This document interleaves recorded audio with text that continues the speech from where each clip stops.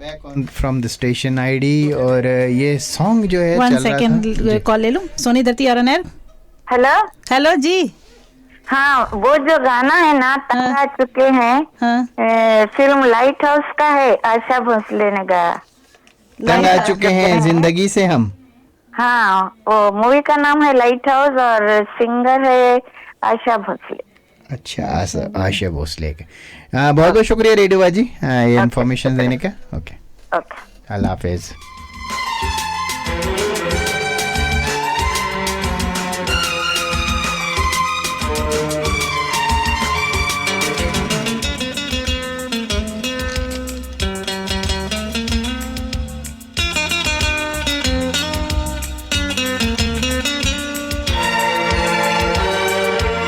फासले और कम हो रहे हैं, दूर से पास हम हो रहे हैं। फासले और कम हो रहे हैं, दूर से पास हम हो रहे हैं। मांग लूंगा तुझे आसमां से, छीन लूंगा तुझे इस जहां से।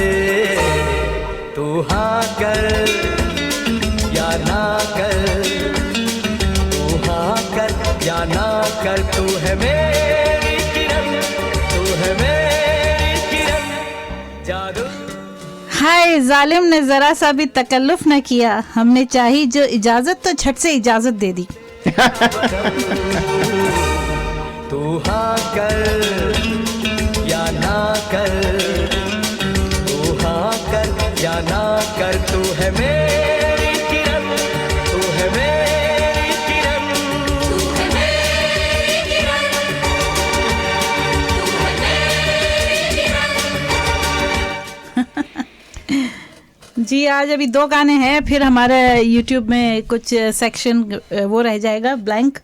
मगर क्या करें, हमारे लिसनर्स भी जो इतनी देर से फरमाइश करते हैं, हम उनको मना क्योंकि हम लोग ये दूसरे घंटे का जो शो है यूट्यूब पे अपलोड करते हैं। जब वो अपलोड करते हैं तो गानों की वजह से जो है ना उसके कॉपीराइट की मसला आ जाता है, और वो गाने जो है ना वो हमारे जो टॉक शो होता है, हमारे पॉलिटिकल सेगमेंट होते हैं, उसमें से जो है ना वो शुरू में डिलीट हो जाता है ऑटोमेटिकली कॉपीराइट्स की वजह से। क्योंकि कब यूट्यूब पे आप अपनी चीज़ें ही जो है ना वो अपलोड कर सकते हैं, और अपने तमाम शोज़ जो है ना वो यूट्यूब पे भी अपलोड कर रहे हैं। इसीलिए ज़रा कोशिश किया करें जल्दी जल्दी अपनी पहले घंटे में फरमाइशें कर लिया करें। 2-3 गाने बजे ना, उसकी ओनली 1 लिरिक्स 1 पैराग्राफ सुनाओ बस, दैट्स इट। ताकि हम अच्छा, किसी को भी जो है ना वो कोको कोरीना की मैं खाने कोई और लैंग्वेज का वर्ड नहीं, कोको कोरीना कोई तो ट्राई करे कि इसकी क्या हिस्ट्री है कोको कोरीना की।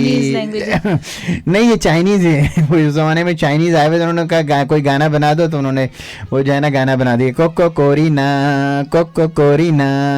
मेरे ख्यालों पे चाहिए। अगली फरमाइश है, ये रेडियो बाजी की फरमाइश है, फिल्म दिल का क्या कसूर मेरा सनम सबसे प्यारा है। आज वो मेरा फरिश्ता सो रहा है के बाद से सब लोगों ने जो है ना मेरा फेवर शुरू कर दिया। बहुत बहुत शुक्रिया तमाम सुनने वालों का। We love you. सबसे प्यारा है, सबसे प्यारा है, सबसे प्यारा है मेरा सनम, सबसे प्यारा है, सबसे प्यारा है, सबसे प्यारा है।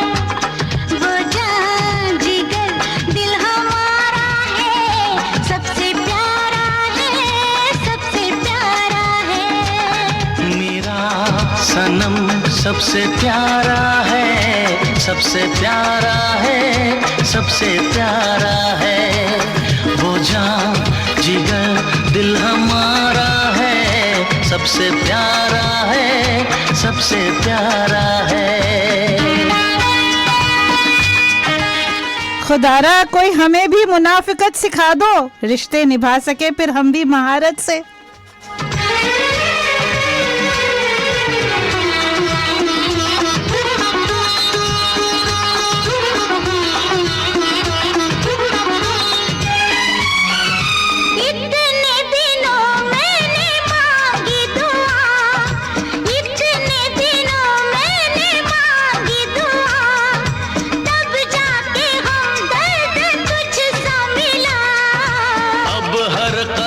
साथ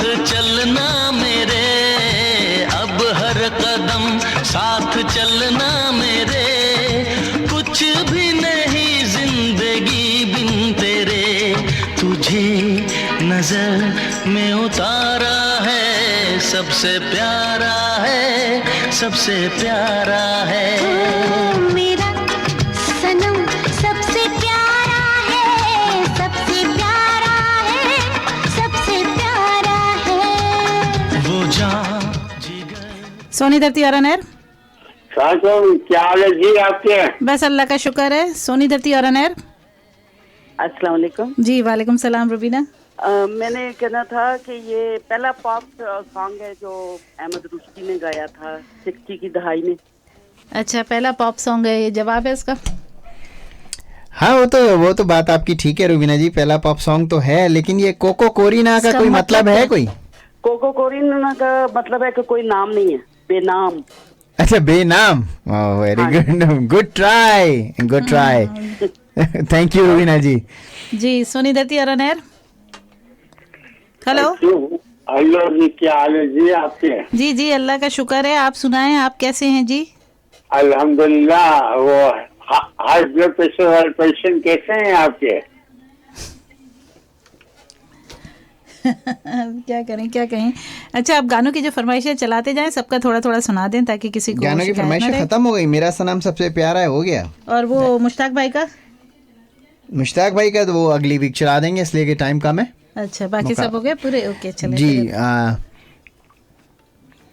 मेरा ख्याल है कि आपके टॉक शो का टाइम हो गया है। हाँ। टॉक शो से पहले मैं किसी ने ट्राई नहीं की। रुबीना जी थैंक यू वेरी मच, आपने बहुत अच्छी ट्राई की। आखिरी वाला जो गाना डेडिकेट हुआ था, मेरा सनम सबसे प्यारा है, तो कुछ आपकी तरफ से मैं जवाब दे दूं, एक शायरी हो जाए छोटी सी 4 लाइनों की। अब पता नहीं मैंने आपके लिए कहा है या आपने मेरे लिए कहा है, क्योंकि वो उसमें बड़ा जो है ना वो टेक्निकल सी बात है कि मेरा सनम सबसे प्यारा है। हाँ। प्यारी ये नहीं कहा उन्होंने, प्यारा तो फिर वो कोई भी हो सकता है, सनम का वर्ड इस्तेमाल किया। चले, मुझे कुछ शायरी अच्छी लग रही है इसके गाने के साथ, तो वही मैं सुना देती हूँ।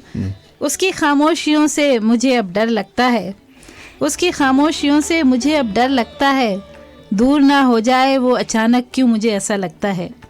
दुनिया से उसे छीन लेने का हौसला तो है मुझ में, दुनिया से उसे छीन लेने का हौसला तो है मुझ में, लेकिन वो राजी ना होगी अब, ऐसा क्यों लगता है।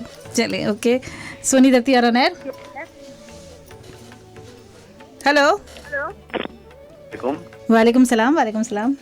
मेरे को लग रहा है कि उसका मतलब ये होना चाहिए कि ब्यूटीफुल लेडी या प्यारी लड़की, इस टाइप का मतलब होना चाहिए। देखिए, 40 साल से आज तक किसी पाकिस्तानी को पता नहीं है कि कोको कोरिना है क्या। मकसद का ये होना चाहिए शायद कि उस लैंग्वेज में उसको प्यारी लड़की या कोई ब्यूटीफुल लेडी कहते हैं। जी जी, बहुत शुक्रिया खालिद भाई, आपने एटलीस्ट जो है ना, मैं तमाम उन लोगों को जरूर अप्रिशिएट करता हूँ जो किसी सवाल का जवाब ढूंढने की कोशिश करते हैं। मैं ऐसे कहूँगी ड्रीम गर्ल मेरे ख्यालों में छाई है एक सूरत मस्तानी जो लेकिन जो इसका बैकग्राउंड है, जो हकीकत है ना, जो इतने सारे पाकिस्तानी सुन रहे हैं, और ये गाना हमेशा से मकबूल रहा है। फिल्म अरमान से वहीद मुराद साहब पे फिल्माया गया था, कोको कोरिना। मैं इसकी जब वो इसके पीछे का जो सीक्रेट बताने लगा, क्योंकि मेरा एडवर्टाइजिंग से ताल्लुक रहा है, तो मैं क्या चलो ये बात अपने सुनने वालों के साथ शेयर करूँ। बहुत बहुत शुक्रिया खालिद भाई। No problem. जी तो जी उसके बाद आपका टॉक शो होगा, मैं ये बात को रिवील कर देता हूँ। जी हाँ, कुछ लोगों ने ट्राई किया, बहुत बहुत शुक्रिया। ट्राई करना हमेशा जो है ना, वो हर एक चीज़ के लिए एफर्ट करना बहुत ज़रूरी है, चाहे इसमें सक्सेस हो के नाकामी हो। वो बहुत अच्छे लोग होते हैं जो हर चीज़ के लिए, हर बात के लिए ट्राई करते हैं, आगे बढ़ते हैं।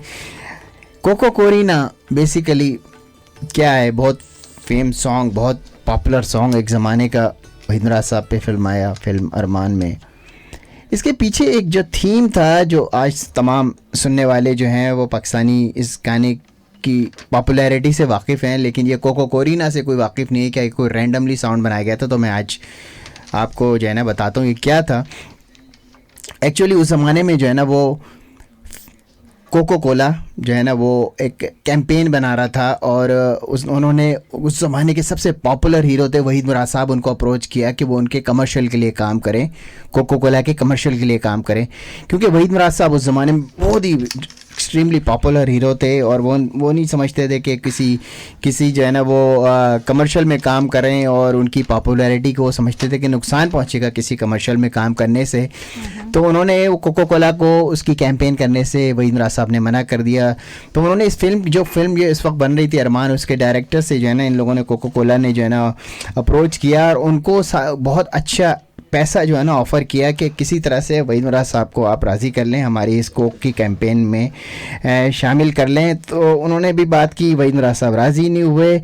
तो उस वक्त उन्होंने एक गाना ये बनाया, साउंड ये बनाया, कोको कोरीना कोखी पीना कोखी पीना। अगर आप इस सॉन्ग को देखेंगे तो आपको पता चलेगा कि हर जो उस पे गेस्ट बैठे हुए थे इस गाने के बीच में टेबलों पे, उस सब के गेस्ट की टेबल्स पे कोको कोला रखी हुई थी बॉटल्स में, और बैकग्राउंड में एक बहुत बड़ी सी कोको कोला की बॉटल भी रखी गई थी लाइफ साइज की। और वहीद मुराद साहब झूम झूम के गाना चारों तरफ से गा रहे थे, कोको कोरीना मेरे ख्यालों पे छाई। तो वो इनडायरेक्टली उन्होंने उस थीम को चुराया नहीं, उस थीम को प्रेजेंट किया। वो कोको कोरीना जो है ना बेसिकली यही था कि कोखी पीना, ये था साउंड उसका।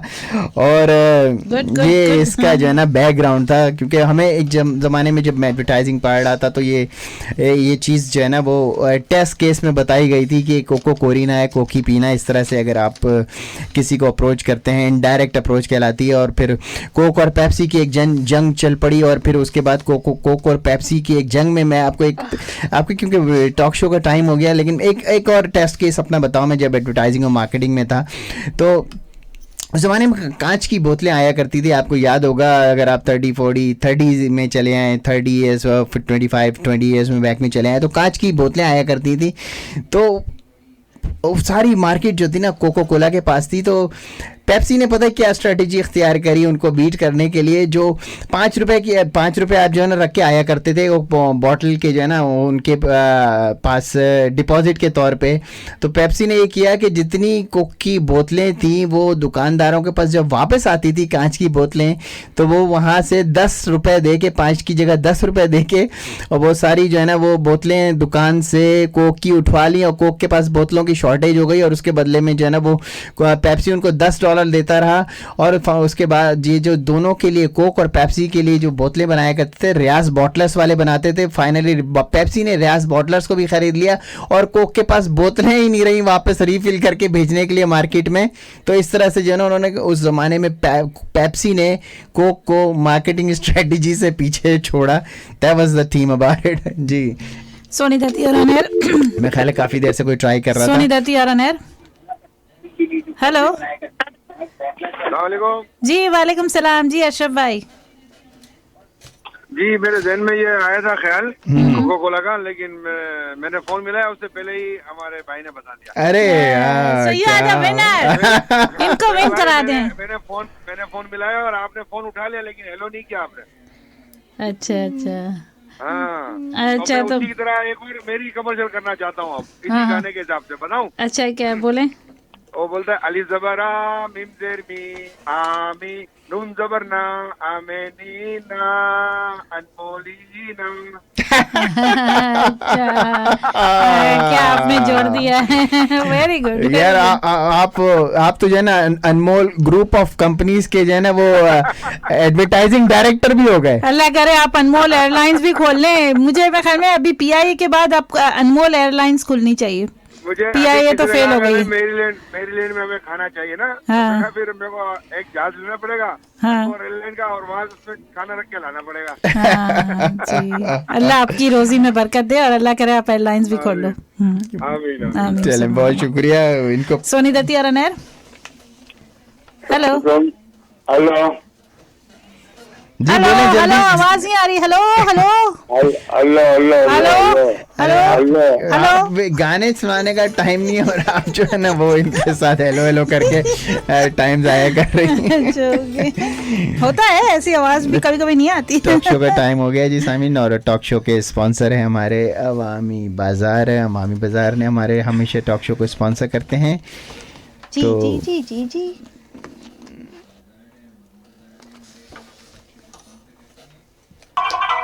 सोफिया, दीवान एवेन्यू पर आखिर ये सारी आवाम कहाँ जा रही है? सुहेल, ये लोग अवामी बाजार जा रहे हैं। क्यों? क्योंकि पूरे दीवान पर सबसे अच्छी और सस्ती ग्रोसरी सिर्फ अवामी बाजार में ही मिलती है। ज़बिया हलाल गोश्त है इनके पास। ऐसा एथेंटिक ज़बिया हलाल के गैर ज़बिया साबित करने वालों को $50,000 का इनाम रखा गया है, जो गुज़िश्ता 10 साल से किसी ने नहीं जीता। आप ग्रोसरी और गोश्त लें, मैं वेस्टर्न यूनियन से पाकिस्तान पैसे भिजवा कर आता हूँ। अवामी बाजार वेस्टर्न यूनियन के ऑथोराइज्ड डीलर भी है, आप पैसे यहाँ से भी भिजवा सकते हैं। इनका एड्रेस है 2340 वेस्ट दीवान एवेन्यू, शिकागो, और इनका फोन नंबर है 773-274-2333। क्या बात है, बाजार, क्या बात है अवामी बाजार की। अवामी बाजार जी, ये तो अवामी बाजार का ऐड हो गया। और आज फिर अभी सीरियस गुफ्तगू की बारी है। कुछ चीज़ें जो मेरे जहन में अटक जाती है, आपको पता है मैं पिछले हफ्ते जो भी बात हुई होती है उसके बारे में मैं कहती हूँ। सोनी धरती और अनहर जी सॉरी, अभी मैं टॉक शो में कोई कॉल्स नहीं लूंगी, इसलिए सर सो जाएं जाके, आपके सोने का टाइम हो गया है। इनको लोरी चाहिए ना सुनाने के लिए, वो फरिश्ता सो रहा है, उनको उन्होंने सुना। हाँ, ये आपके लिए भी डेडिकेट कर देते हैं। आपके लिए डेडिकेट फरिश्ता सो रहा है, आपको भी हम फरिश्ते का वो कर देते हैं। आप इतने नाइस, इतने मासूम हैं कि आपको भी हम फरिश्ते का दर्जा देके सुला देते हैं। सो जाएं, चलें सो जाएं। जैसे वो माँ बच्चे को थपकी दे के सुलाती है ना, हम भी आपको यहाँ रेडियो की वेव्स पे से थपकी दे के सुला देते हैं। वैसे भी ये भी एक बड़ा टेक्निकल क्वेश्चन है कि माँ जब बच्चे को थपकी देती है तो वो सो क्यों जाता है। मैं सवाल तो कर ही नहीं रहा हूँ बिल्कुल, लेकिन ये आइंदा के लिए रखें। मुझे भी याद आ गया था आपका सवाल, लेकिन मैंने सोचा शायद आइंदा के लिए आप इस्तेमाल करेंगे। जी, आप कुछ बात कर रही थी। जी, मस्ती मजाक खत्म। चलें आज फिर मैं अपने टॉक शो की इब्तिदा करती हूँ। एक अजीब सी साइकोलॉजी पढ़ी हुई हूँ, तो साइकोलॉजी मेरे जहन में हर वक्त बसी रहती है, और अगर उससे कोई मिलता जुलता कोई वाक़या हो जाए, जैसे पिछले हफ्ते कोई वाक़या हो, तो मैं फ़ौरन इसी पे टॉक शो बनाती हूँ और आपको शेयर करती हूँ आपके साथ। मेरे शेयर करने का एक तरीका है। तो एक साइकोलॉजी का एक बहुत बड़ी बीमारी कही जाती है बिहेवियर डिसऑर्डर की, यानी आपकी जो शख्सियत होती है, पर्सनालिटी, उसमें जो चेंजेस आती है उसे हम बिहेवियर डिसऑर्डर कहते हैं। वो चेंजेस अगर ऐसी हो कि जो सोसाइटी को या तो एकदम ऊपर उड़ान पे ले जाए, सोसाइटी में रहने वालों को, यानी आपके आसपास लोगों को आप इतनी तारीफ़ें कर दें, उनका इतना मक्खन लगा दें कि वो आसमान पे उड़ने लगे, खजूर के दरख्त में चढ़ जाएं, या फिर आप उनको इतना जलील कर दें कि वो आपसे नफ़रत करने लगे। तो वो पर्सनैलिटी किसी टाइप में भी हो, यानी वो अगर जब एक्सट्रीम लेवल पे पहुंचती है तो वो एक बिहेवियर डिसऑर्डर कहलाता है। और एक बिहेवियर डिसऑर्डर की एक काइंड है स्प्लिट पर्सनैलिटी। स्प्लिट पर्सनैलिटी ये होती है कि आप एक इंसान को अगर देखें, वो महफिल में कुछ और होगा, जब आप उसे अकेले में देखें तब वो कुछ और होगा, दोस्तों के दरमियान वो कुछ और होगा, और अपने पेरेंट्स के सामने कुछ और होगा, इस तरह अपने रिश्तेदारों में कुछ और होगा। मतलब उसके इतने रूप है कि कहा गया कि 100 टाइप्स ऑफ पर्सनालिटी में वो डिवाइड हो जाता है। बिल्कुल जैसे अगर आजकल हमारे लोग देखें कि हमारे बच्चे जो है वो अक्सर अमेरिकन बच्चों के साथ मिक्स होने के लिए वो बहुत सी ऐसी चीज़ें करते हैं जो अगर उनके दिल में पूछा जाए या उनको घर पे लाया जाए तो वो चेंजेस हो जाती है। जैसे कि बिल्कुल लो जीन्स पहनना, लो कट जीन्स आपने देखी होगी कि हमारे लड़के जो है अक्सर वो यहाँ के कालों को देखकर अक्सर लो कट जीन्स भी ख़रीदने लगे, इसलिए कि मार्केट में आजकल अवेलेबल है, बहुत हॉट आइटम है, तो दे स्टार्ट डूइंग दैट। लेकिन अगर उनसे कोई घर पे आते हैं तो वो उनकी लो कट जीन्स को वो या तो बेल्ट के साथ टाइट कर देते हैं, ऊपर कर देते हैं, इसलिए कि पेरेंट्स के सामने उन्होंने ये नहीं बताना होता है। लेकिन क्या ये ज़रूरी है कि स्प्लिट पर्सनैलिटी की बीमारी जो है, ये मैं आपको पहले तो ये बताऊं कि साइकोलॉजी में क्या कहा जाता है कि उसके सिम्टम्स क्या है, और इसे एक और भी नाम दिया गया है, इसे कहा गया है नैर्किस्टिक पर्सनालिटी डिसऑर्डर, नैर्किस्टिक पर्सनालिटी डिसऑर्डर। और ये इसमें इंसान को इतना ज़्यादा वो कर देते हैं कि वो बहुत उसको एक जज्बा उसके अंदर जागता है कि मैं हर एक की नज़र में सितारा बन जाऊं, यानी कोई ऐसा दुनिया में इंसान ना रहे, मेरे आसपास कोई ऐसा इंसान ना रहे जो मुझे किसी मौके पर किसी महफिल में मुझे मिसफिट कहे। यानी वो जब अपने दोस्तों की महफिल में जाएगा, उसके दोस्तों का जो हुलिया होगा वो हुलिया बनाएगा, वो घर आएगा तो घर में वो चाहेगा अप्रिसिएशन अपने पेरेंट्स का, तो वो फिर वो ऐसा बन जाएगा कि जैसे बहुत सीधा है, बहुत अच्छा है और बहुत फरमाबरदार बच्चा है। फिर अगर वो मस्जिद में उसको भेजा जाएगा तो उसका हुलिया फिर बदल जाएगा, जीन्स उतर जाएगी, शलवार कमीज़ आ जाएगा, सर पे टोपी आ जाएगी। तो ये जो चीज़ें हैं ये हम लोग, अगर मैंने तो एक एशियन बच्चे का बताया, लेकिन अमेरिका में भी कहा जाता है कि अमेरिका में भी ये पर्सनालिटी डिसऑर्डर जो साइकोलॉजी में स्टडी हुआ है वो एक चीज़, कुछ चीज़ें शो करता है जिसकी कमी के बायस इंसान ऐसा बिहेव करने लगता है। हमारे आसपास भी देखिए बहुत से लोग हरदिल अजीज़ होते हैं, जैसे मेरे साथ बहुत से लोग काम करते हैं, उनके साथ बात करना, उनके साथ बैठना, उनके साथ टाइम स्पेंड करना बहुत अच्छा लगता है। लेकिन मैं कभी कभी उनको तज्जिया करती हूँ तो मुझे वो स्प्लिट पर्सनैलिटी के कैरेक्टर नज़र आते हैं। मुझे लगता है कि वो जो कुछ बिहेव कर रहे हैं जिस तरह, वो एक्चुअली वैसे इंसान नहीं है। उनको अगर मैं उनके हिस्ट्री में जाऊँ या उनके घर पे जाऊँ या उनको चुपके से ऑब्ज़र्व करूँ, कोई ऐसी जगह जहाँ उन्हें पता ना हो कि हमें कोई ऑब्ज़र्व कर रहा है, तो वो बहुत डिफरेंट से लगते हैं। यानी एक लड़की मेरे साथ काम करती है, उसकी हंसी बंद नहीं होती, वो बात करते हुए एक जुमला बोलेगी और 2 जुमले हंसेगी वो। लेकिन जब मैंने एक दफ़ा उसको देखा, वो डे ड्रीमिंग कर रही थी और वो अपनी सोचों में गुम थी, और मैं हैरान हो गई कि उसे पता ही नहीं चला कि मैं उसको वॉच कर रही हूँ, और वो तकरीबन 5 मिनट बिल्कुल खामोश रही, जज्बे से आरी चेहरा। तो मतलब ये मुझे लगा कि वो जैसे एक स्प्लिट पर्सनालिटी का केस है कि जो शो कुछ और करता है और करता कुछ और है। ये लोग असल में इतने अपनी शोहरत के, अपनी तारीफ़ के भूखे हो जाते हैं कि वो अपनी शख्सियत को तरोड़ मड़ोड़ देते हैं। उनको बस ये चाहिए होता है, अपने आप को ब्रैक करते हैं, बूस्टिंग करते हैं, बहुत अपनी तारीफ़ें करते हैं, शोबाजी करते हैं, सिर्फ इसलिए कि वो एक प्रेस्टीज चाहते होते हैं, एक ट्रीटमेंट, स्पेशल ट्रीटमेंट चाहते होते हैं अपने आसपास लोगों से, और इसलिए कि चाहते हैं कि उनका सेल्फ़ एस्टीम बड़ा हो और उनको बिहेवियर उनका हो। तो कहा गया कि ये ऐसे लोग होते हैं जिन्हें चाइल्डहुड में बहुत अब्यूज़ किया गया।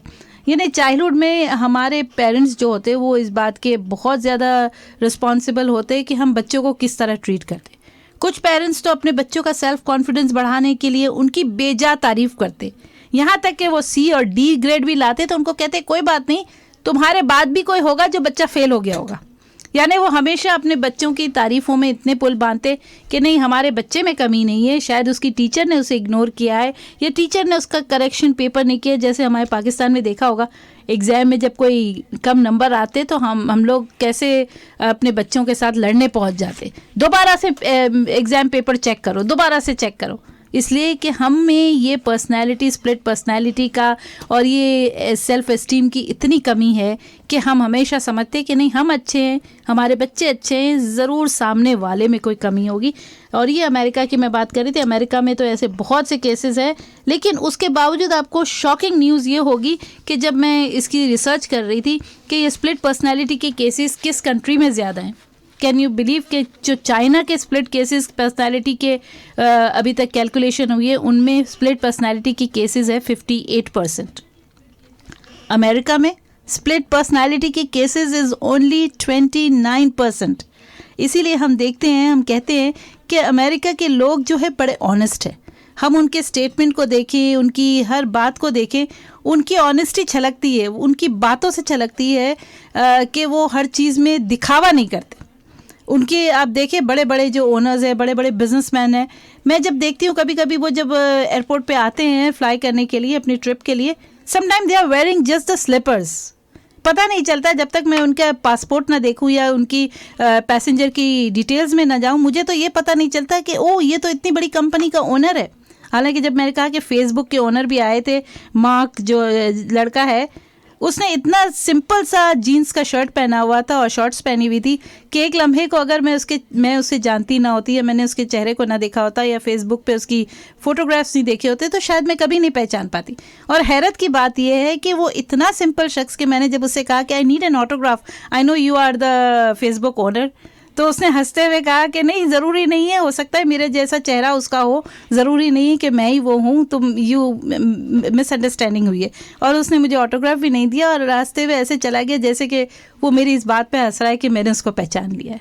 यानी कितनी ज़र्फ़ इनका देखे, कितना ऊंचा है कि ये लोग अपने आप को शो नहीं करते, अपने आप को शो ऑफ नहीं करते और इस तरह की करते। और मैं बता रही थी, हाँ, अमेरिका में split personality cases is only 29%, India में 36%, और पाकिस्तान का आप मालूम करेंगे कितने परसेंट है? 74%। जरा देखे का ये भी कम अमेरिका लगता है का मुझे तो। अमेरिका का 29% और पाकिस्तान का 74% इस बीमारी का शिकार हैं देखा हुआ है जी। कनाडा में 18%। तो ये क्यों ऐसा होता है, हम इस बीमारी का शिकार क्यों होते? अगर इस बीमारी का अमेरिकन साइकोलॉजी की स्टडी से किया जाए तो ये मैंने कहा या तो चाइल्डहुड अब्यूज़ होता है या excessive admiration by the parents होता है। और इसकी ट्रीटमेंट बड़ी आसान है, फिजियोथेरेपी से किया जा साइकोथेरेपी से किया जाता है। It's called talk therapy. यानी आप उससे पूछते हैं कि तुमने ये शख्सियत जो बनाई है तुम किससे इम्प्रेस हो। बहुत से लोग हम लोग देखते हैं कि बहुत से लोग बहुत सारे बॉलीवुड स्टार हॉलीवुड स्टार के इम्प्रेसिव होते हैं तो वो उनकी एक्टिंग में नज़र आता है। जब वो नए लोग एक्टिंग में आते हैं तो उनकी एक्टिंग में कहीं ना कहीं, जैसे इंडिया में कोई नया आया लड़का जिसने एक्टिंग की तो सब ने देख के कहा इसमें कहीं ना कहीं दिलीप कुमार झलकता है।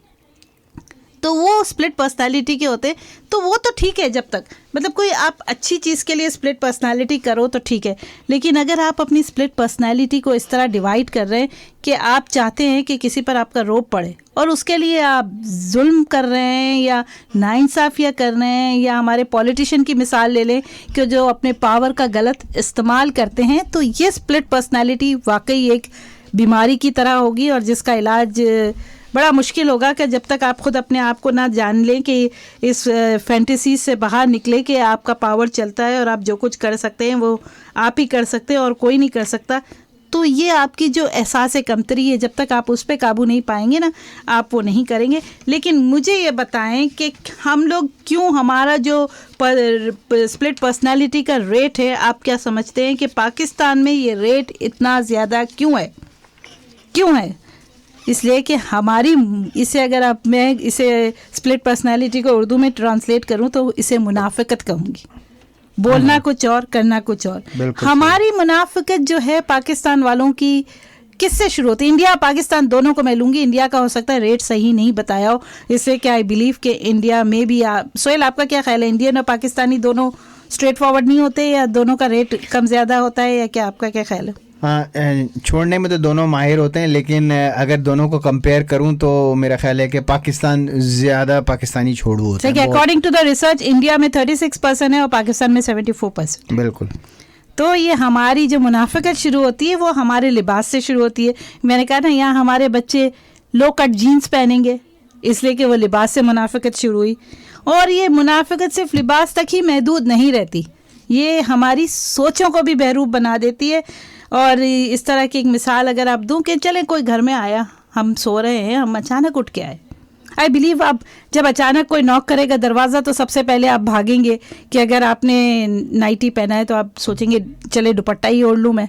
बाहर बाथरूम की तरफ जाएंगे कि चले मेरे बाल बिखरे हुए, कुछ मैं थोड़ा सा हल्का सा मेकअप कर लूँ या कुछ भी, यानी उसे कहेंगे खोल रहे हैं दरवाज़ा। आप कर रहे हैं, मेकअप कर रहे हैं, आप अपना हुलिया दुरुस्त कर रहे हैं। आई डोंट माइंड, ये इसे मैं मुनाफिकत नहीं कहूँगी, इसे स्प्लिट पर्सनालिटी नहीं कहूँगी। मैं नहीं चाहूँगी कि आपका जैसा भी हुलिया हो, आप ये स्प्लिट पर्सनालिटी के मर्ज से बचने के लिए आप फ़ौरन दरवाज़ा खोल दें और वो देखने वाला देखता रह जाए कि ओह ये तो रेडियो जॉकी सोफिया है, ओह माय गॉड ये तो बड़ी भयानक लग रही है। तो आई डोंट माइंड कि जहाँ तक हुलिये की बात है, it's not split personality, it's just taking care of yourself, अपना इमेज बनाने का। लेकिन अगर कोई मुझे ये कहे कि सोचों की बात जब आए तो मुझे अगर कोई ऐसी खातून मिल जाए जो बाकायदा स्कार्फ पहनती है, जो 5 वक्त की नमाज़ पढ़ती है, चाहे जॉब पे हो चाहे घर पर हो, वो अगर मुझे ये बात कहे तो मैं इसे ज़रूर बीमारी कहूँगी और कहूँगी कि वो वाकई स्प्लिट पर्सनैलिटी का शिकार हो गई है। कि मज़हब तो हमारा इस्लाम है और वो मुझे कह रही है कि यार दुनिया में इतने गुनाह लोग करते हैं, मैं सबके लिए यही दुआ करूँगी और अपने लिए भी ये दुआ करूँगी कि मरने से पहले तुम्हें एक मर्तबा हज करना नसीब हो जाए। अब ये बताएं, हम है तो मुसलमान, इस्लाम हमारा मज़हब, लेकिन हमारा अकीदा किस तरफ हमें ले जा रहा है? हमारा अकीदा हमें इस तरफ ले जा रहा है कि यार एक दफ़ा गंगा नहाने को मिल जाए तो सारे गुनाह माफ़ हो जाए। That's really beautiful comparison. ये हमारी मुनाफिकत है। तो अब ये चीज़ें हैं कि आपके हुलिया तक तो मुनाफिकत ठीक रहती है, वो मुनाफिकत कहलाएगी नहीं। आप हुलिया जो भी बदलो लेकिन वो मुनाफिकत नहीं कहलाएगी। लेकिन आप अपनी सोचों को तो क्लियर रखो ना, सोचों को तो शफाफ पानी की तरह रखो कि आपको बोलने से पहले सोचने की ज़रूरत ना रहे। आपका इतना बेसाख्ता अंदाज होना चाहिए। लेकिन हम जो बेसाख्ता लोग बोलते हैं ना, उनको हम क्या कहते हैं?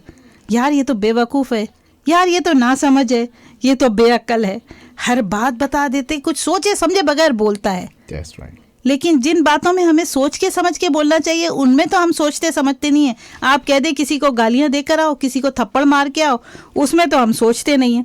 लेकिन जहाँ एक मुनाफिकत का तरह बिहेव करना होता है, वहाँ हम हर वक्त सोच के बोलते हैं। हम सामने वाले से भी एक्सपेक्ट करते हैं कि वो सोच के बोले। तो फिर ऐसे लोगों का एतबार कौन करेगा? क्या कौन करेगा? हर बात को रुक रुक कर बोलना, एक दिखावा, एक अलग चेहरा, क्यों? आखिर क्यों? क्या सच बोलना या अपनी असली शख्सियत को बताना इतना मुश्किल क्यों हो गया हमारे लिए? इसलिए कि हर कोई अपनी बुरी आदतों के बारे में अच्छी तरह जानता है। उसे सुधारने की कोशिश नहीं करता, बल्कि उसे छुपाने की कोशिश करता है। और आपको पता है कि कुछ ज़ख़म, बल्कि 99%, 1% ऐसे ज़ख़म हो गए जिसमें डॉक्टर आपको कहता है कि पट्टी बांध के रखो। लेकिन 99% ज़ख़म इंसान के ऐसे होते कि उसे ताज़ा हवा की ज़रूरत होती। ताज़ा हवा लगने से वो ड्राई होते हैं। लेकिन हम अपनी बुरी आदतों को जब उसके ऊपर पट्टी बांधते तो वो नासूर बन के हमेशा के लिए हमारी सच्चाई को, हमारी शख्सियत को इतना मस्ख कर देती है कि हम इस मर्ज़ का शिकार हो जाते हैं, जिसे कहा गया है स्प्लिट पर्सनालिटी। स्प्लिट पर्सनालिटी, ये मैंने कहा अमेरिका और दूसरे कंट्रीज़ में तो ये लोग बहुत कम इस बात का शिकार है, इसलिए कि जैसे ही वो समझदार होते हैं उन्हें वो रियलिटी को फेस करना शुरू हो जाते हैं। लेकिन हमारे एशियन लोग बिल्कुल ऐसे नहीं है। आपको इसकी अगर मिसाल दूं मैं, कि ये वो दिमागी इमराज़ी है कि मैं आपको अगर तफसील बताऊं कि जो अक्सर लोग बुरे हालात से गुजरते हैं वो अपनी शख्सियत को बदलते नज़र आते हैं। अब मेरे टॉक शो से इसका ये ताल्लुक़ है कि मैं समझती हूँ कि हमारी कम्युनिटी, मैंने कहा इंडिया और पाकिस्तान को ये बीमारी बहुत ज़्यादा लाक है। इस बीमारी के साथ ही पैदा होते हैं, और इस बीमारी की पहली निशानी कि 2 बच्चे घर में हैं और बेटे को 3-4 साल बाद ही यकीन हो जाता है कि उसकी अहमियत उस घर में उसकी बहन से कहीं ज़्यादा है। ये किसने बताया? 3-4 साल के बच्चे को इस अहमियत का किस तरह अंदाज़ा हुआ? ये हमारी पेरेंट्स की मुनाफिकत बोलती है कि हम अपने दोनों बच्चों को इक्वली ट्रीट नहीं करते। हम बाहर देखें कि बाहर अगर मजहबी महफिल में गए हों तो औरतों के इज़्ज़त व एहतराम पर एक लंबा सा लेक्चर देकर आते, उनके हुकूक और उनके साथ प्यार भरा सलूक करने के बारे में बोलते रहते। घर पहुँचे तो बीवी ने आपका इंतज़ार करते करते बेचारे की आंख लग गई। ज़ोर से आवाज़ आई और हुक्म दिया गया, उठो खाना गर्म करके दो। और या फिर कहा गया, ए नाकिसुल अकल मखलूक, तेरे को पता नहीं है तेरा मिजाज खुदा आया है, चल उठ के खाना गर्म कर। ये वही शख्स है जो मजहबी महफिल में जाकर औरतों के हुकूक के बारे में बात कर रहा था कुछ अरसे पहले, कुछ देर घंटों पहले। वाइल्ड लाइफ की बात करें, अगर हम वाइल्ड लाइफ की मिसाल लें तो वाइल्ड लाइफ की मीटिंग में गए थे, जानवरों की खूबियाँ बयान करी, गधे का बताया कि कितना हार्ड वर्किंग है, और साथ ही उनके गूंगे होने पर अफसोस किया कि हम उनके ऊपर जुल्म करते और वो बेचारे गूंगे जानवर बोल नहीं सकते, और उसके बावजूद देखे तो हंटिंग करने हमारा शौक़ है। हंटिंग करना, बेज़रर जानवरों को वो मारना, या फिर हमारी गलियों में देख लेना, इंडिया पाकिस्तान की गलियों में कोई बेचारा कुत्ता नज़र आ जाए, उस पर इतना पथराव करेंगे। और ये हमने क्या सीखा? अगर हमारे पेरेंट्स हमें सिखाएं या हम भी समझदार हो जाएं, बड़े बच्चों के क्या बोले, बड़े भी यही करते। एक किक मारी उठा के, एक पत्थर मारा, ज़रा सा अगर डॉग ने भोंक दिया गली में तो उसकी हशर हो गया। बिल्लियाँ देखी कि अगर वो मछली बाज़ार में या गोश्त बाज़ार में, तो थोड़ा सा अगर गोश्त आप थोड़ा सा डाल देंगे, उसको क्या होगा, उसको लातों से मार के उड़ाते, दूर हट, बस मेरा गोश्त कटा और यहाँ पर गोश्त लेने के लिए आया और तूने लालच भरी नज़रों से देखना शुरू कर दिया। तो ये हमारे डुप्लीकेट चेहरे, डुप्लीकेट बिहेवियर, ये सब क्या करते हैं? सुबह उठकर कपड़े तो बदलो, मैंने कहा, मगर अपनी शख्सियत को क्यों बदलने की ज़रूरत है? इसलिए सिर्फ ये एक ही उसका आंसर दूंगी, ऑनेस्ट आंसर, कि हमेशा अगर आप देखें, आपको कहा जाता है ऑनेस्ट आंसर कौन सा होता है? आप कोई सवाल किसी कोई आपसे पूछता है, जो सबसे पहले विदिन 1 मिनट आपके जो जहन में आता है ना, अगर आप वो आंसर बोल दो ना, तो सामने वाला 1 मिनट में आपकी पूरी शख्सियत का अंदाज़ा करके एक रिपोर्ट बना सकता है कि ये शख्स ऐसा है, ऑनेस्ट है, डिसऑनेस्ट है। जहाँ आपने आंसर जवाब क्वेश्चन सुना, आपने सोचने में लग गए 4-5 मिनट, आप अपने सोचों को कवर पहना रहे, उसे रूप धार रहे, उसको अल्फाजों को तोड़ रहे कि इसका मैं ऐसा जवाब दूं कि वो मेरे से इम्प्रेस हो जाए। इसका मतलब है आप मुनाफिक हो गए, आपने मुनाफिकत सोच ली, इसलिए कि आपने विद इन 1 मिनट जवाब नहीं दिया जो आपको देना चाहिए। इसलिए बहुत सारे देखिए अमेरिकन प्रोग्राम्स भी आते हैं, तो मैं इसलिए इम्प्रेस होती हूँ। क्वेश्चन जनरल नॉलेज के होते हैं या कुछ होते हैं, लेकिन उनको इतना कम टाइम दिया जाता है कि वो उनको लिबास बहरूप नहीं पहना सकते। वो हमेशा कह देते हैं जो उनके जहन में आता है, तो वो इसी तरह होता है। तो इसके लिए आपके पास एक आसान सा तरीका है, आसान सा तरीका है जिसके बाद आप अपने मुनाफिकत को ख़त्म कर सकते हैं। उसके लिए मैं एक आसान सा आपको तरकीब यही बताऊंगी कि आप ये करें। अगर ज़िंदगी में कामयाबी चाहते हैं, अपनी मुनाफिकत को ख़त्म करना चाहते हैं, एक ऑनेस्ट इंसान बनना चाहते हैं, तो अपनी ज़िंदगी से ये गलत सोचों के चंद अल्फाज मिटा दें। अपनी सोच से सबसे पहले ये अल्फाज मिटा दें कि लोग क्या कहेंगे, लोग क्या कहेंगे, रिश्तेदार क्या कहेंगे, और उसकी जगह ये अल्फाज फिट कर दें कि मेरे जो भी हरकत है, मेरी जुल्म, मेरी नाइंसाफ़ी पर मेरा रब मुझे देखकर क्या कहेगा और मेरे नामे अमाल में क्या लिखा जाएगा। ये 2 चीज़ें अपने जहन में रख ले कि आपने ये जहन से हटा देना है। कुछ भी आपके एक्शन में इतनी सच्चाई, इतनी ईमानदारी होनी चाहिए कि आपके जहन से ये अल्फाज हट जाएं कि मेरे इस एक्शन पर लोग क्या कहेंगे और रिश्तेदार क्या कहेंगे, बल्कि आपके जहन में सिर्फ ये बैठा हुआ हो कि मेरा रब क्या कहेगा मुझे ये हरकत करते देखकर और मेरे नामाए अमाल में क्या लिखा जाएगा। Beautiful. ये अगर आप देखें ना तो इसलिए, और इसका एक और शेर कहूँगी, तंजिया लहजा, मुनाफिक दिल, झूठे वादे, लफ्ज़ों के जाल और दिलों से खेलने का फ़न, ए इब्ने आदम क्या तू वाकई अशरफुल मखलूक़ात है। अब हम अमेरिका के इसलिए कहते हैं कि देखिए अमेरिका का तो मज़हब ही अलग है। ये लोग जो भी चाहे, जो हरकत करे, जो भी करे, इनको शर्म नाम की कोई चीज़ नहीं है, शर्म हया इनके पास नहीं है। उसके बावजूद हमारा मज़हब हमें बहुत से सबसे बड़ा इंसाफ करना सिखाता है, हमें मुनाफिक बनना नहीं सिखाता।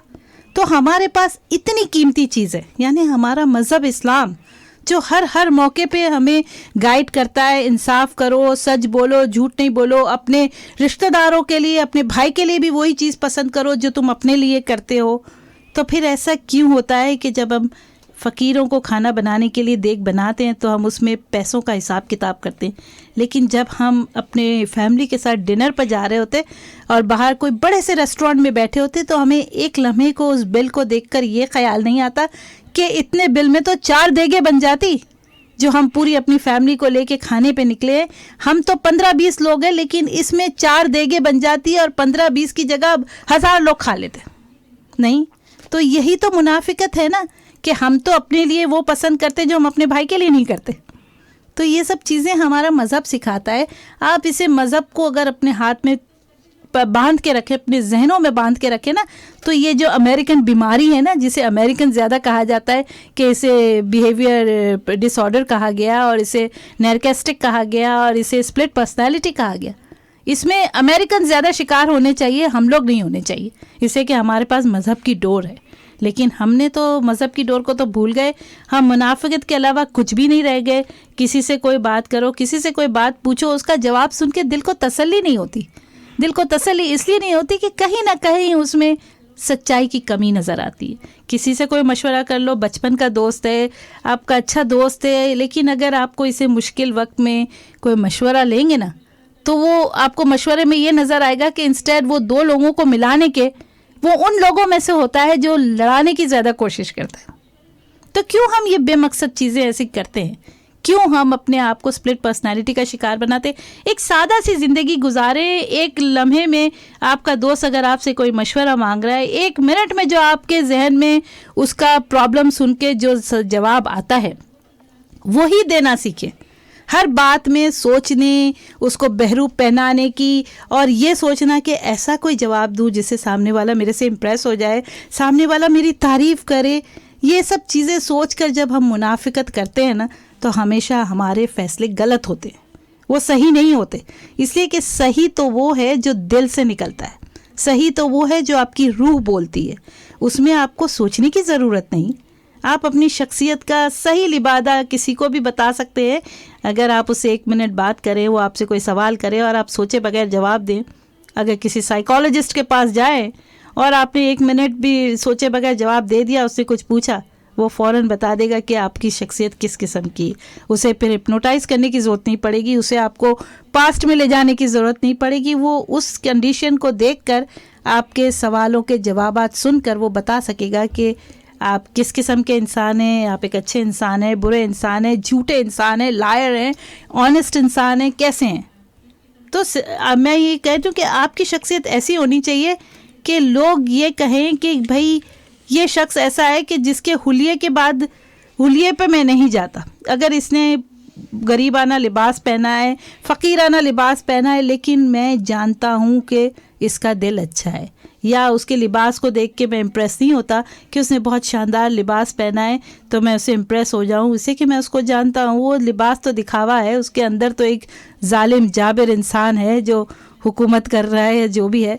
तो इस तरह हमेशा ऐसे करो कि कपड़े ज़रूर बदलो, अपना हुलिया ज़रूर दुरुस्त रखो, इसलिए कि that counts for the image. लेकिन इसके लिए ज़रूरी नहीं है कि आप अपनी सोचों को भी बहरूपिया बना दो और हर बात में सोचना, समझना, वो बना के बोलना, बातें, बड़ी बड़ी बातें करना, शोबाजी करना, क्यों ये सब ज़रूरी है? आप किसको बता रहे हैं, किसको दिखा रहे हैं? दिखाना तो आपने अपने अमाल का अपने फेस करना है मरने के बाद। तो ये सब दिखावा सब छोड़ दें। यही मैंने कहा कि इस पर्सनालिटी की जो स्प्लिट पर्सनालिटी के जो मरीज़ है वो हमारे घरों में ज़्यादा है, हमारी कंट्रीज़ में ज़्यादा है, जबकि ये होना चाहिए अमेरिका और इंटरनेशनल कंट्रीज़ में कि गांव गए तो बोला कि भाई इनके लिए पानी के कुएं खोदो और इनको साफ़ पानी मिलना चाहिए, ये वो। और हमारे घर में साफ़ पानी भी आ रहा हो तो हम बॉटल वाटर ख़रीदने जाते हैं, दूसरों को जलील करते हैं कि ये देखो कैसे वो है, और फिर उसी को कॉपी करते हैं। तो इस तरह की ये सब चीज़ें बंद करें और दूसरों को बेवकूफ़ और नासमझ ना बोलें, बल्कि उनको अप्रिशिएट करें कि ये शख्स बिल्कुल उसमें वो नहीं है, मिलावट नहीं है, उसकी बातों में मिलावट नहीं है, इतना सच्चा शख्स है कि उससे आप कभी भी मिलो, किसी वक्त भी मिलो, ऑन एयर मिलो या ऑफ द एयर मिलो, ये वो एक ही शख्सियत नज़र आता है कि आपका वो शख्सियत जब नज़र आएगी जब आपका घर के अंदर, घर के बाहर आपका हर वक्त एक ही बिहेवियर है। मतलब वो उसमें मिजाजों में बदलावट ना हो, ये बोले मिजाजों में बदलावट नहीं हो। नहीं ऐसे ना, मैंने कहा ना, जैसे मैं मजहबी महफिल से आए तो औरतों की तारीफ कर रहे हैं, औरतों के हुकूक की, और घर आके मिजाज इतना बुरा हो गया कि जोर से चीख मारी कि भाई उठो और खाना गर्म करो। आई मीन बनावटी होती है ना, जब वो आपने जैसे कि पूरे टॉक शो में ही अपना जो है ना वो बयान किया कि बनावटी जो है ना वो सबसे ज़्यादा हमारे 70% लोग जो है ना हमारे कंट्री में बनावटी हैं। तो यही सबसे ज्यादा खराब चीज है, और इसकी वजह से ही सारी जो है ना वो बिगाड़ कम्युनिटी में, कौम में, माशरे में जो है ना इन चीज़ों की वजह से ही सबसे ज़्यादा बिगाड़ आता है। क्या हम बनावटी बोलते हैं, बनावटी करते हैं, बनावटी जवाब है हमारे। सोनी दत्ती और वालेकुम सलाम जी। आप ये बात सुनकर एक शेर याद आ गया। जी बोले, इरशाद कीजिए। वो कहते हैं, जब भी चाहे एक नई सूरत बना लेते हैं लोग, एक चेहरे पर कई चेहरे सजा लेते हैं जी। बिल्कुल सही कहा। जबरदस्त शब भाई, बहुत है आपने दो लाइनों में वो सारी बातें जो है ना वो एक चेहरे पे कई चेहरे सजा लेते हैं। कौन किसका? लेकिन ये हैबिट्स क्यों डेवलप हुई, कैसे डेवलप हुई, बात तो वहाँ पे इस रिसर्च को करना चाहिए ना। तो क्यों ऐसा हुआ है? ये हमारे एहसास कमतरी है। ये हमारे साथ ये नहीं है कि ये लोग तो कहते हैं ना कि चाइल्डहुड अब्यूज, हमारे उसमें चाइल्डहुड अब्यूज से पहले ही हम पैदाइशी इसी चीज के साथ होते हैं, इससे कि हमारे पेरेंट्स हमें बचपन से वही सिखाते। मेरा ख्याल है कि हम इस चीज में इतना क्यों पड़ गए। हम बहुत पुरानी नेशन नहीं है, सिर्फ 70 साल हमें बने वो हुए हैं, और 70 साल इतने ज्यादा नहीं है, एक जनरेशन खाली जवान हुई।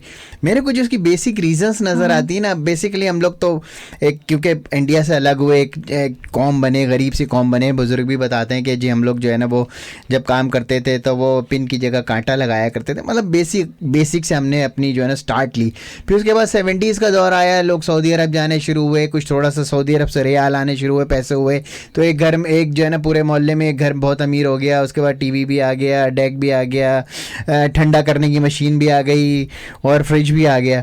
तो अब हुआ ये कि दूसरे लोग उसमें एहसास कमतरी का शिकार होते चले गए कि उसके पास है मेरे पास नहीं। तो वो चीज़ें आहिस्ता आहिस्ता हमारे अंदर उस एहसास कमतरी को बीवियों ने पुश करना शुरू किया कि भाई आप भी सऊदी अरब जाएं, देखो वो उनके पास कितना सारा माल है।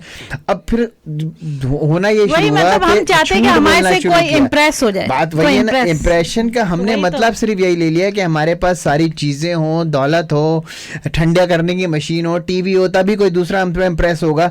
या हमारे तालीम से, हमारे आम से कपड़ों से, हमारे बने हुए बालों से इम्प्रेस नहीं होगा, इन चीज़ों से इम्प्रेस होगा। तो वो एक चीज़ जो है ना हमें डेवलप होती चली गई। फिर हमने रिश्वतों का बाजार, पैसे को हमने जो है ना वो अपना क्राइटेरिया बना लिया कि जिसके पास सबसे ज़्यादा पैसा होगा वो जो है ना वो बड़ा ज़बरदस्त हमारे यहाँ जो है ना हमारे मोहल्ले में, हमारे स्कूल में, हमारे कॉलेज में, हमारे जो है ना वो एनवायरनमेंट में वो सबसे ज़्यादा ज़बरदस्त आदमी है जिसने बहुत अच्छा सूट पहना हुआ है, जिसके पास बहुत अच्छी कार है, जिसके पास बहुत अच्छा घर है। 1 सेकंड ले लो कॉल। सोनी दत्ती और अनैर। अस्सलाम वालेकुम। जी वालेकुम सलाम। आपने बात तो बताया सही है बिल्कुल कुछ हद तक, लेकिन आपने जो परसेंटेज का कहा ना, तो शायद आप कह रहे हो कि यहाँ परसेंटेज ज्यादा होना चाहिए, वहाँ कम होना चाहिए, लेकिन आप एक बात तो पूरी शायद मिस कर गए कि यहाँ करने की जरूरत ही नहीं है ना, क्योंकि यहाँ अगर आप कमजोर भी है ना, तो अगर किसी को बताओगे ना कमजोर भी है तो आपको ब्लैकमेल नहीं करेगा, उसी तरह से मिलने हैं। पाकिस्तान इंडिया में क्या आपको पता है कि अगर आप पुलिस वाले को बोलोगे ना कि तुम कमजोर हो और कोई जानने वाला तुम्हारा है नहीं, वो तुम्हारी वो हरकत कर देगा कि तुम्हें मजबूर, आप बीमारी उसको मत बोलो, कहीं ना कहीं वो मजबूरियां भी है हमारे लोगों की। जब तुम तो बताओगे नहीं कि मैं फलाने का लड़का हूँ, जब तक आपकी कोई मामूली बातों में भी जान नहीं छुड़ेगी। आप ऑफिस में कोई काम कराने जाओगे तो ये बताना पड़ेगा कि तुम कौन हो, कौन पहचानते रहते हो। तो मैंने कहा ना ये बीमारी के साथ ही पैदा हुए। जितने कमजोर लोग वहाँ पे है ना, उनके साथ जो ट्रीट होती है ना, तो वो अपने आप को कमजोर दिखाते भी नहीं है। अगर आप किसी को बताओगे यार मेरे पास वाकई में पैसा नहीं है, तो वहाँ की कोई रिस्पेक्ट भी नहीं करेगा। अगर आप कहोगे कि मेरे पास काफी पैसा है, तो आपकी रिस्पेक्ट करना शुरू करेगा, आपसे बात भी करेगा, वरना बात भी कोई नहीं करेगा। मतलब माशरे में एक जो झूठी चीज शुरू हो गई है उसको, जो डॉक्टर नहीं वो अपने आप को डॉक्टर बोलते हैं, जब जाकर उनका काम चलता है। जो डिग्री वाले नहीं डिग्री है वो साले नेता बन चुके हैं। और बिल्कुल सही है खालिद भाई, आपकी राय से मुत्तफिक हूँ मैं, बिल्कुल सही है। लेकिन अगर कोई चीज की गलत रिवायत चल चुकी है तो उसको कंटिन्यू रहना चाहिए। नहीं वो वहाँ तक तो सही है, एक करो एक दो जैसी बात, जो सिंपल बात है, जो होना चाहिए वो तो सही है, लेकिन वो मजबूरियां उनकी, फिर उनको अगर वो मैट्रिक फेल है तो उनको कौन बनाएगा। फिर वो हमारी नेशनल हैबिट बन गई। यहाँ पे तो लंदन में आके जो है ना वो मजबूरियां हो चुकी है। लंदन में आके नवाज शरीफ साहब भी, शर्जील मेमन साहब भी जो है ना वो स्ट्रीट के लोगों से गालियां सुन लेते हैं, लेकिन अगर उनको कंट्री में कोई गाली दे तो उसकी खाल उधड़वा देंगे। जो है ना वो चीफ जस्टिस साहब की वो पिछले दिनों आपने भी देखी होगी कि जो है ना वो एक सोशल मीडिया पे एक जो है ना वीडियो, उनकी चीफ जस्टिस साहब लाइन में नहीं खड़े हो रहे थे, तो वो पुलिस मैन ने ना उसको बोला कि लाइन में आखिर में जाओ, हालांकि कॉमन लोग खड़े हुए थे। तो चीफ जस्टिस साहब ने देखा कि वीडियो बन रही है, मजबूरन वो पीछे लाइन में जाके खड़े हो गए। तो हम लोगों ने वो एक अपनी नेशनल हैबिट बना ली है कि हम जो है ना हम क्या चीज है। आईडी कार्ड बनाने चले जाओ कराची में, खाली आप ना बोलो कि आप कोई भी नहीं हो, तो ये कहीं ना कहीं से तो शुरू हुआ है ना खालिद भाई। ये उनकी वो नहीं है, क्या कहते, बीमारी नहीं है, इसको बीमारी आप नहीं कह सकते हो, लेकिन ये कह सकते हो कि आपकी मजबूरी है कि काम निकालने के लिए उनको ये डबल पर्सनालिटी या फ्लिप पर्सनालिटी बनानी पड़ती है। कहीं ना कहीं से तो शुरू हुआ है ना ये मर्ज। यार देखो मैंने तीर भी मार देख मैंने ये कह के यार तो मेरा काम हुआ, वरना तो यार मैंने 8 दिन से मैं धक्के खा रहा था। अगर एक भी ऐसा ईमानदार निकल आए, नहीं अगर एक भी ऐसा ईमानदार निकल आए ऑफिसर के, वो कहे कि रिश्वत के बगैर मैं आपका काम करने को तैयार हूँ, तो फिर शायद ऐसी कोई मुहिम बन जाए कि सभी सुधरना शुरू हो जाए।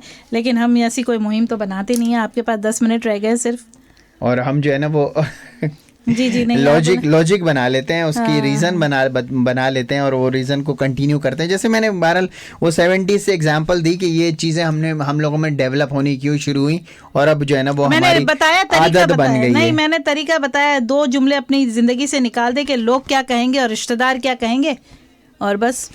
जी लेंगे कमर्शियल ब्रेक, मेरा ख्याल है कि ये कोई कॉल ले लें अगर कोई कमेंट बाकी है किसी का। सोनी दत्ती और अनैर। अस्सलाम वालेकुम। जी वालेकुम सलाम। मैंने ये कहना था कि हमें कनात खत्म हो गई है, कनात पसंदी बर्दाश्त, शायद बर्दाश्त खत्म हो गई है। इस वजह से हम लोग किसी दूसरे को देख नहीं सकते ना। जेलसी भी, हाँ जेलसी भी एक इसका हिस्सा है। जेलसी भी है। और दूसरा ये है कि मैंने यहाँ पे एक शेयर करना था इलामा इकबाल का है, और मेरे अब्बू अक्सर वो सुनाया करते थे, मेरा तरीक अमीरी नहीं गरीबी है, खुदी ना बेच अमीरी में गरीबी में नाम पैदा कर। मैंने शेर को कुछ घुमा दिया है, मेरा ख्याल है इसी तरह शेर था ये। जी तो मेरा कहने का मकसद ये है कि अगर हम लोग अपने बच्चों को नहीं बताएंगे तो मेरा नहीं ख्याल कि कल को कोई उनको भी बताएगा। यहाँ पे हमारे बच्चे जो हैं, आप यकीन करें, मैं पाकिस्तान गई हूँ अभी लास्ट मंथ, मुझे वहाँ पे अजीब सा लगा। मुझे ऐसा लग रहा था जैसे सबके चेहरे बता कुछ और रहे हैं, उनके दिल में कुछ और है। आप यकीन नहीं करेंगे कि दोगलापन था सब में, बनावट। और हमारे बच्चे फिर भी काफी यहाँ बचे हुए, इसलिए कि वो यहाँ के माहौल में कुछ स्ट्रेट फॉरवर्ड हो गए हैं, बहुत स्ट्रेट फॉरवर्डली बोलते हैं। वो सच भी बोलेंगे तो वो के बोलेंगे, बेदरेग होके बोलेंगे सच, और झूठ है तो वो पता चल जाता है कि झूठ बोल रहे हैं। लेकिन वहाँ पे आपको यकीन करना मुश्किल हो जाएगा कि वो लोग क्या कह रहे हैं, अंदर से क्या है, बाहर से क्या है। हाँ बिल्कुल सही आपने। नफकत, कुछ दोगलापन है उन लोगों में। बिल्कुल, शायद हम लोग भी में भी होता अगर वहाँ पे होते। यहाँ पे आए हैं तो शायद चेंज हो गए हैं थोड़ा बहुत। ये मुझे तो ये देख के लगा कुछ रिश्तेदार जो मेरी मुलाकात हुई पाकिस्तान के, तो मेरे को देख के ये लगा कि हम अमेरिका में नहीं रह रहे, बल्कि वो अमेरिका में अपने आप को फील कर रहे हैं पाकिस्तान में रहकर, कि जैसे वो अमेरिकन बच्चे हैं और हम अमेरिकन नहीं हैं। चलें थोड़ी सी बात सीरिया पे भी कर लेते हैं। मेरा ख्याल है कि आज शामीन बात करेंगे सीरिया की सूरत हाल पे। मुझे समझ नहीं आ रहा क्या कहूँ, कहाँ से शुरू करूँ। कहने को बहुत कुछ है, पर किससे कहें हम, या फिर इस बात पे खामोशी रहें हम। नहीं, जुल्म और ज़्यादती पर खामोश रहना भी ठीक नहीं है, जैसे डोनाल्ड ट्रंप भी शामी बच्चों की हिलाकत पे खामोश नहीं रह सके, आखिर बोल पड़े ना। What a hypocrite. सीरिया की इस जंग को शुरू हुए 7 साल हो चुके हैं और इन 7 सालों में 4,65,000 लोग हलाक हो चुके हैं, जबकि 1 मिलियन से ज़ायद लोग ज़ख्मी हो चुके हैं और बेघर होने वाले शामियों की तादाद 12 मिलियन से भी ज़्यादा है। 130 मुख्तलिफ NGOs की पेश करदा रिपोर्ट के मुताबिक पानी की सप्लाई, बिजली घर, अस्पताल, सड़कें तबाह हो गई हैं। 85% ग्रेड स्टेशन जो बिजली सप्लाई करते हैं हाल में तकरीबन नाकारा हो चुके हैं। व्हाट अ हॉरेबल सिचुएशन जो 2013 से चल रही है। अब आते हैं सामीन करंट सिचुएशन की जानिब, यानी जो गुज़िश्ता हफ्ते सीरिया के शहर इदलीब में हुआ केमिकल अटैक, जो बहुत मुतनाज़ा है कि ये किसने किया। सवाल ये है कि किसने किया। अमेरिकन कह रहे हैं कि बशर अल असद की फोर्सेस ने किया, रशिया कह रहा है कि रेबल फोर्सेस ने किया, जिसे दूसरे लफ्ज़ों में आईसिस भी कहते हैं। लेकिन जब इनके यानी आईसिस के किसी भी काम को अपने फेवर में इस्तेमाल करना हो तो उसे रेबल का नाम दे दिया जाता है, जबकि इसका यानी केमिकल अटैक का बशर अल असद का वर्जन ये है कि रेबल ने ये केमिकल वेपन्स मूव किए थे अदलीब में इस्तेमाल करने के लिए, और बशर अल असद की फोर्सेस ने इन्हें कैप्चर कर लिया और एक्सीडेंटली ये केमिकल वेपन्स फायर हो गए।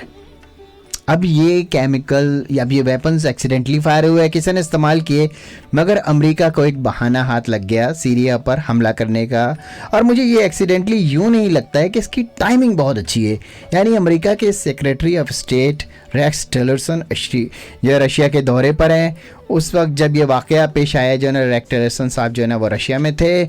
क्या वो वहाँ जाकर रशिया को ये समझाने की कोशिश कर रहे हैं कि सीरिया की हिमायत से हाथ उठा लो, हमारी इस जंग में आईसिस से बहुत बड़ी इन्वेस्टमेंट हो चुकी है और अब हम मज़ीद इंतज़ार नहीं कर सकते सीरिया को इन्वेट करने के लिए और इसके ऑयल से फ़ायदा उठाने के लिए, क्योंकि इराक़ का ऑयल हमें मिल रहा है तो अमेरिका में तेल की प्राइसेस कम हो गई और इन ऑयल की प्राइसेस इंटरनेशनल मार्केट में कम होने की वजह से सऊदी अरब की इकॉनमी वैसे ही डाउन हो रही है, झटका लगा हुआ है उसको। खैर, बात करते हैं डोनाल्ड ट्रंप की हिपोक्रेसी के। लोग हिपोक्रेसी जो वो कर रहा है, जो आपने कहा था मुनाफिकत हिपोक्रेसी, उसके लिए इंग्लिश में वर्ड है। लोगों को जो है ना बेवकूफ़ समझते हैं, वो शायद समझते हैं। वो ट्रंप, देखो गौर से सुनिएगा मेरी बात को, वो ट्रंप जो मुस्लिम मुल्कों पे वीज़ा बैन लगा रहा है, शाम के पनागज़ीनों का अमेरिका एक्सेस डिनाई कर रहा है। पनागज़ीन यानी रेफ्यूजीज, औरतें, बच्चे जो जिंदा यहाँ पहुँचने चाहते हैं, उनके रास्ते बंद कर दिए। उस केमिकल अटैक से मरने वाले बच्चे अचानक ट्रंप को जो है ना ब्यूटीफुल चिल्ड्रन नजर आने लगे। ट्रंप तो इन केमिकल अटैक से मरने वाले बच्चों, औरतों और मर्दों से इतनी हमदर्दी हो गई कि मिलियंस ऑफ डॉलर के टमाहॉक क्रूज मिसाइल सीरिया पे मार दिए और दिन रात अमेरिकन और यूरोपियन मीडिया रो रहा है और दुहाई दे रहा है कि बशर अल असद ने मासूम लोगों पर केमिकल वेपन्स मारे ताकि लोगों की राय हमवार की जा सके।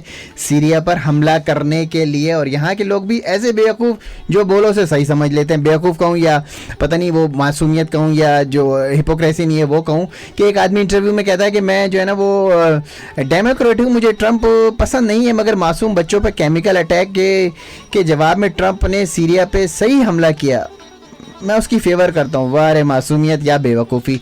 अक़वाम मुत्तहिदा में अमरीकी सफ़ीर निकी हेली कहती है कि वो यहाँ पर रुकेंगे नहीं, अगर यहाँ पर मज़ीद इक़दाम ज़रूरी है तो वो ऐसा करेंगे। और ये भी कहा कि ट्रंप समझते हैं कि सीरिया पर मज़ीद हमलों की ज़रूरत है। तो यहाँ सामीन ये बात साफ ज़ाहिर हो जाती है कि ये बच्चों और औरतों की हमदर्दी में जो है ना वो रिएक्शन नहीं था, बल्कि अब अमरीका को बशर अल असद को इक़्तिदार से हटाने की जल्दी है।